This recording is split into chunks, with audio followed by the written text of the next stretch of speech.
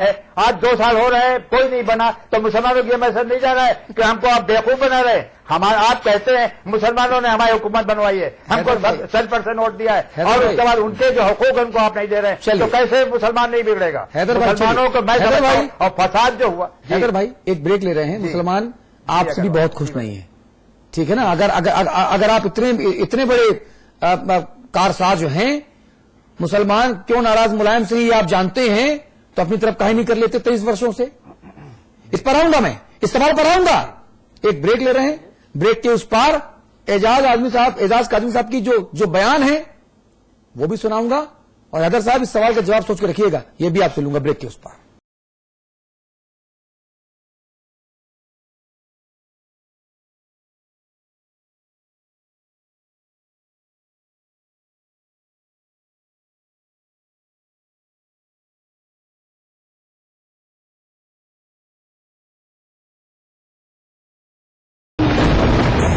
मझधार में सरकार सेल्फ डिफेंस का जुनून सवार है, स्ट्रेंथ के लिए यही देती हूँ।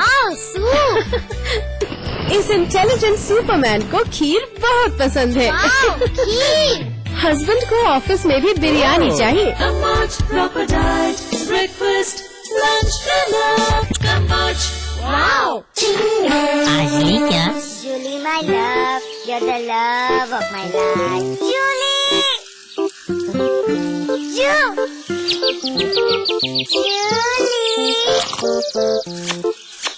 उंगली खुजली ने प्लान बनाया क्विकली और पाइप दबाया क्वाइटली।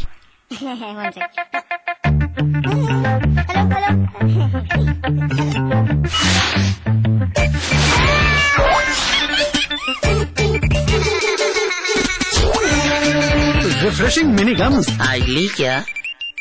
विराज कंस्ट्रक्शन प्रस्तुत करते हैं आपके शहर लखनऊ में फैजाबाद रोड पर संपूर्ण आवासीय योजना बीबीजी ग्रीन सिटी। मात्र 20% जमा करके पाए अपने सपनों का घर।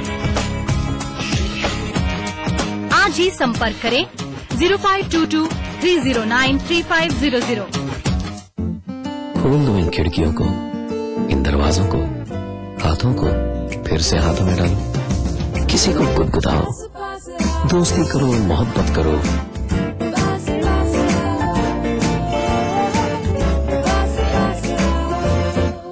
गले मिलो, आंख मिलाओ, किसी को अपना बनाओ, ताया ताई, मौसा मौसी, सबसे प्यार करो, रहो हमेशा पास पास।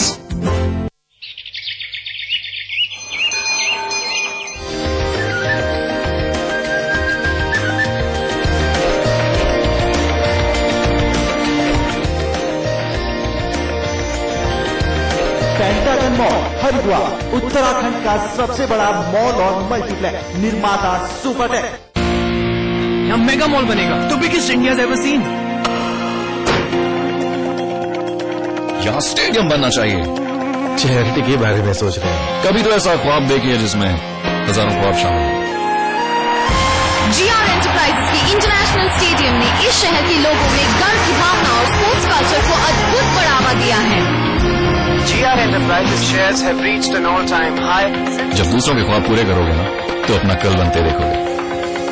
रजनीगंधा दिल में है दुनिया। पीछे पीछे वक्त चला, आगे निकल गए हम तुम, सोचो ऐसा क्या कर गए। शुद्ध प्लस पान मसाला, तुम में भी मैं हूँ। सेल्फ डिफेंस का जुनून सवार है, स्ट्रेंथ के लिए यही देती हूँ। इस इंटेलिजेंट सुपरमैन को खीर बहुत पसंद है। हस्बैंड को ऑफिस में भी बिरयानी चाहिए। ब्रेकफास्ट, लंच,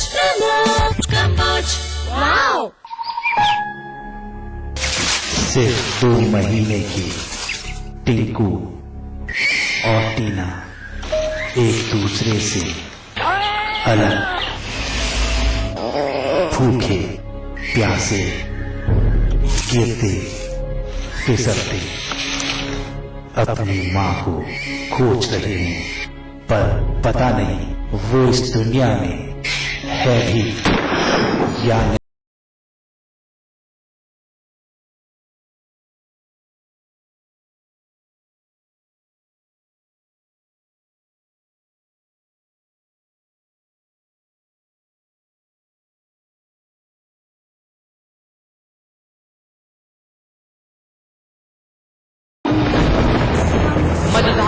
सरकार। जी, यहां पर सरकार से मतलब हमारा समाजवादी पार्टी से भी है, सरकार से मतलब अखिलेश जी की सरकार से भी है, और सरकार का मतलब बड़े साहब से भी है। बड़े साहब यानी मौलाना मुलायम सिंह यादव जी। मौलाना मुलायम सिंह जी यादव से नाराजगी किन शब्दों में बयां की गई गाजमी साहब के द्वारा, हम आपको वो सुनवाते हैं। और हमसे भी असीम वकार साहब ने शुरुआत में कहा कि साहब ये जो एजाज काजमी है इनका अपना पता नहीं क्या एजेंडा हो सकता है, ऐसी बातें कर रहे हैं ये। तो जरा एजाज काजमी साहब का बयान सुन लें हम, उसके अलावा हम बता दें आपको। वकार भाईजान, वकार भाई जी जी बोलिए। जी, हमारे पास मुफ्ती तारिक काजमी का भी बयान है और अशरफ उस्मानी साहब का भी बयान है, ये भी सुनाऊंगा आपको। जरा पहले काजमी साहब का सुन लीजिए। जी, ये रहा फिर से। और वहां जो मुस्लिम अक़लियतों के साथ जो जुल्म हुआ, उसी अंदाज उसी तर्ज का फसाद मुजफ्फरनगर के अंदर और उसके कस्बात और उसके इलाकों में भी हुआ। लेकिन बल्कि तो इस हिसाब से ये कहा जाए कि मुलायम सिंह भी इस दौर के सेकंड मोदी कहलाए जाने के मुस्तहिक है।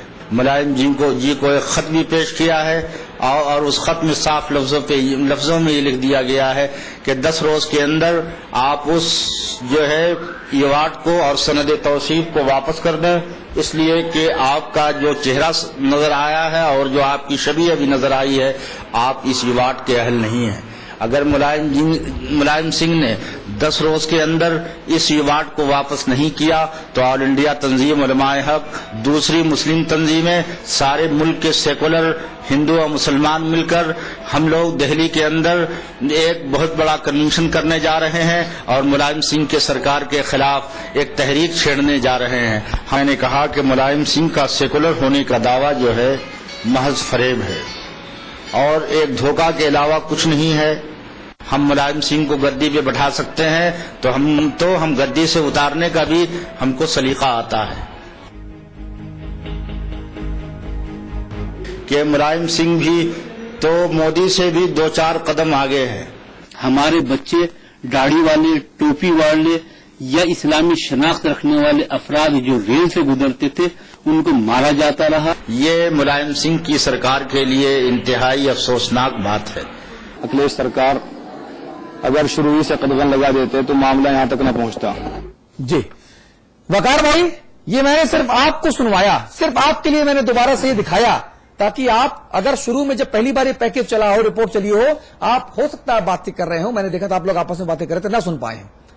जी, अब क्या कहेंगे आप? देखिए, कासमी साहब हमारे बुजुर्ग हैं, हमसे बहुत बड़े हैं, कद में भी और ओहदे में भी। उनका मुकाबला तो मैं कर नहीं सकता। वो जो कह रहे हैं ये उनकी अपनी सोच है, लेकिन क्योंकि मैं समाजवादी पार्टी का पदाधिकारी हूं, समाजवादी पार्टी का कार्यकर्ता हूं, मैं आपको अपनी राय यहां देना चाहता हूं कि समाजवादी पार्टी से बेहतर पार्टी हिंदुस्तान और बहुत बढ़िया किया आपने कि बैकफुट पर आ गए भाईजान।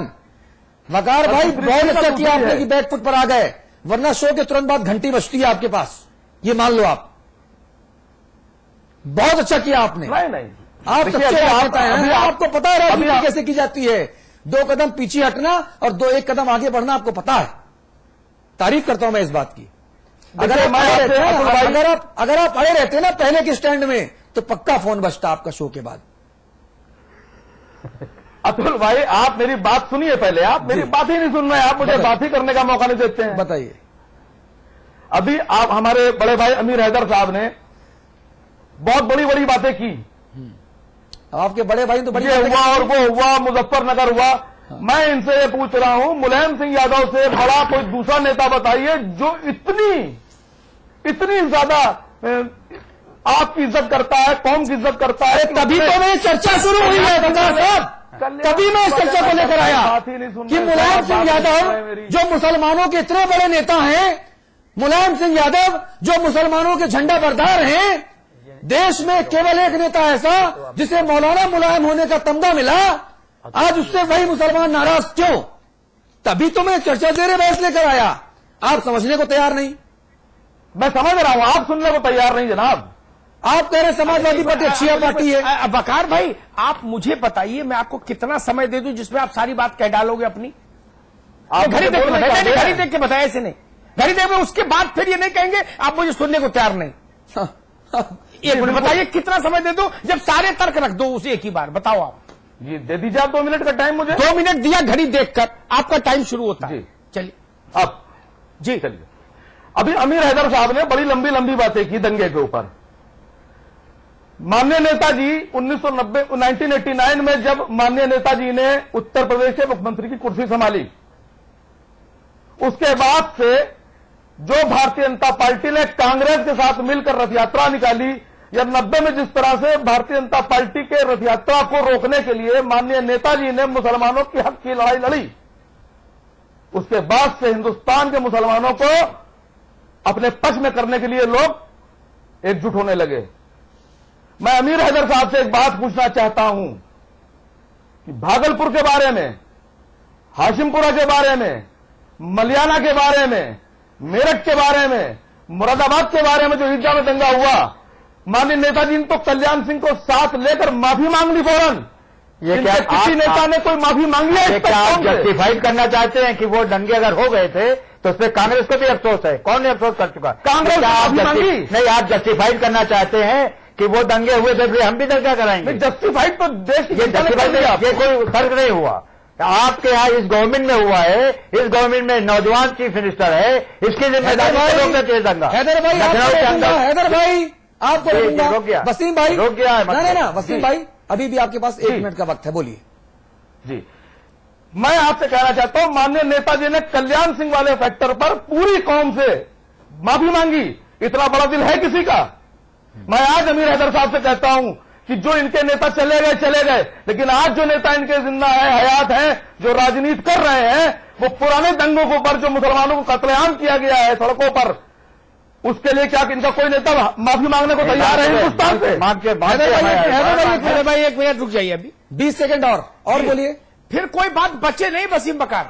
20 सेकंड और बोलिए बकार भाई। नहीं क्या उसके बाद आप मुझे क्या सब सुनता रहूंगा? मैं कुछ बोलूंगा नहीं? अगर कोई गलत बात होती है तो मैं बोलूंगा। बकार भाई समाजवादी पार्टी के साथ सुनने का भी दर्द रखिए। अभी भी सवाल का जवाब नहीं मिला कि माननीय मुलायम सिंह जी से जो मुस्लिम धर्मगुरु हैं वो नाराज क्यों होते जा रहे हैं। 20 सेकंड अभी और बच्चे हैं आपके पास, चलिए। कोई नाराज नहीं है। आदमी देखिए नाराज उसी से होता है जिससे मोहब्बत करता है, बहुत बढ़िया, जिससे प्यार करता है उससे। अब कोई मुसलमान अडवाणी से थोड़ी ना नाराज हो जाएगा, या मोदी जी से थोड़ी ना नाराज हो जाएगा। मुसलमान या कोई भी आदमी नाराज उसी से होता है जिससे बेपनाह मोहब्बत करता है। अच्छा सुनिए बकार भाई, एक बात पूरी रुकिए, अब मैं आपसे एक सवाल पूछता हूं बड़ी ईमानदारी से। जी नरेंद्र भाई दामोदर दास मोदी को पानी पी पी कर कोसने वाली समाजवादी पार्टी के प्रमुख मुलायम सिंह यादव से लेकर आप तक नरेंद्र भाई दामोदर दास मोदी से कितनी मोहब्बत करते हैं, मुझे आज ये बता दीजिए। चलिए, आप ही ने कहा ना कि कोई व्यक्ति किसी व्यक्ति को जितना भी ज्यादा नाराज होता है उतनी ज्यादा मोहब्बत करता है, आप ही ने कहा ना। तो मोदी से मुलायम को कितनी मोहब्बत है? अब आप बात घुमा रहे हैं। अब आप ये कहिए कि साहब देश के आतंकवादियों से कौन कितना, हम तो आतंकवादियों को बहुत बुरा कहते हैं, तो क्या उनसे मोहब्बत करने लगे? क्या मोदी आतंकवादी कह रहे हैं आप? मोहब्बत जी, मोहब्बत जो होती है बकार भाई, क्या आप मोदी को आतंकवादी कह रहे हैं? जी नहीं, आपने जो बात कही है मैं वो बात कह रहा हूं। नहीं, आपने एक बात कही कि जब मोहब्बत ज्यादा होती है तो नाराजगी भी ज्यादा होती है, यही कहा ना आपने? जी। तो मैंने आपकी बात मान ली, आप मेरे भाई हैं, आपने कहा बड़े हैं, आप उससे सही कहा होगा। फिर मैंने सवाल पूछा कि पानी पी पी कर आप लोग नरेंद्र मोदी को गरियाते हैं या नाराज होते हैं, तो इसके पीछे की मोहब्बत कितनी गहरी है? क्या उतनी गहरी? ना सुनिए, मुसलमान मोदी सवाल तो सुनिए, क्या उतनी गहरी मोहब्बत है जितनी मोहब्बत विश्व हिंदू परिषद के नेताओं से माननीय मुलायम सिंह जी और अखिलेश जी ने 50 मिनट तक लखनऊ में बंद कमरे में मोहब्बत का इजहार किया था? क्या उतनी गहरी मोहब्बत है? बकार भाई बोलिए। नहीं, मोहब्बत तो पूरे हिंदुस्तान ने देखी कि उनकी 84 कोसी परिक्रमा जो वो धोखे से निकालना चाह रहे थे, हम लोगों ने बिल्कुल नहीं निकलने दी। अच्छा। माननीय नेताजी ने और माननीय मुख्यमंत्री जी ने उस पर बिल्कुल साफ स्टैंड दिया। अच्छा। कहीं कोई 84 कोसी, 85 कोसी, 86 कोसी नहीं निकलेगी। अच्छा, यानी कि आपकी 2 अलग अलग बातें समझ में आई कि अगर कोई मुस्लिम धर्मगुरु है और वो नाराज है तो उसकी नाराजगी के पीछे मोहब्बत है, और अगर आप लोग मोदी से नाराज हैं तो कोई मोहब्बत नहीं है, ये मतलब ना? भाई मोदी ने काम ऐसा किया है।